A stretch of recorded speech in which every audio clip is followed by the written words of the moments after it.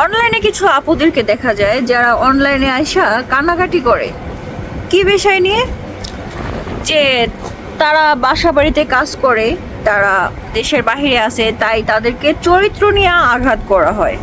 তো সেই জন্য তারা চরিত্রের প্রমাণ দেওয়ার জন্য আইসা অনলাইনে কান্নাকাটি করে। তো আমার তাদের কাছে একটা প্রশ্ন, বোন, মানে এই যে আপনারা কান্নাকাটি করেন অনলাইনে আইসা, মানে কার কাছে প্রমাণ দিতে চাইতেছেন?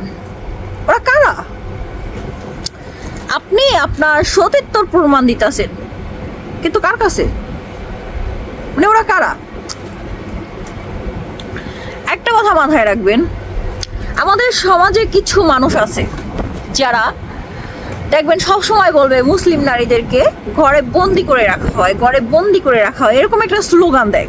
ঠিক আছে, এরকম স্লোগান দিয়ে তাদের মাথাটা নষ্ট করে, তারপরে তাদের ঘর থেকে বের করে, আবার ঠিক তাদের উপরে হায়নার মতো ঝাঁপিয়ে পড়ে।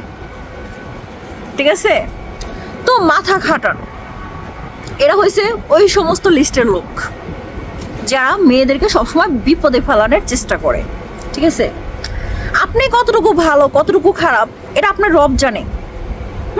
আপনার কাছে আপনি সৎ থাকলেই যথেষ্ট।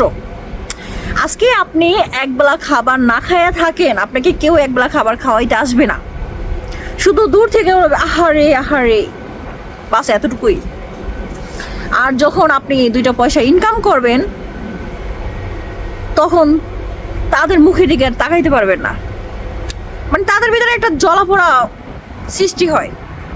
একটা মুসলিম মেয়ে যখন ঘরের ভিতরে পর্দায় থাকে তখন তারা কিভাবে টাইনা হাসরে ঘর থেকে বের করা যায় এটা যেরকম তাদের মাথায় থাকে, ঠিক তেমনি একটা মেয়ে কিভাবে খাইয়া পড়া ভালো আছে, একটা ভালো পজিশনে আছে, বা তার ফ্যামিলিরে ভালো রাখতেছে, এরকম বিষয়টা যখন তাদের মাথায় আসে না, মানে আপনার দুর্দিনের যে স্মৃতিগুলো ওইগুলো তোরা দেখতে পারতেছে না। ঠিক আছে, আপনি যে খারাপ পজিশনে ছিলেন, আপনি যে কষ্টের ভিতরে ছিলেন, এগুলো তো তারা দেখতে পারতেছে না। তারা আহা এরকম একটা আফসোস করতে পারতেছে না। ঠিক আছে, আপনার সফলতা তাদের হিংসার কারণ হয়ে দাঁড়াইতেছে, যে কারণে আপনার দিকে এরকম আঙ্গুল তুলতেছে। তো আমার কথা হইলো যে আপনার কারো কাছে প্রমাণ করতে হবে না আপনার সতীত্ব, আপনি শুধু আপনার রবের কাছে সঠিক থাকলে যথেষ্ট। কারণ আপনার কবরে শুধু আপনি যাবেন, আপনার কবরে ওরা আসবে না।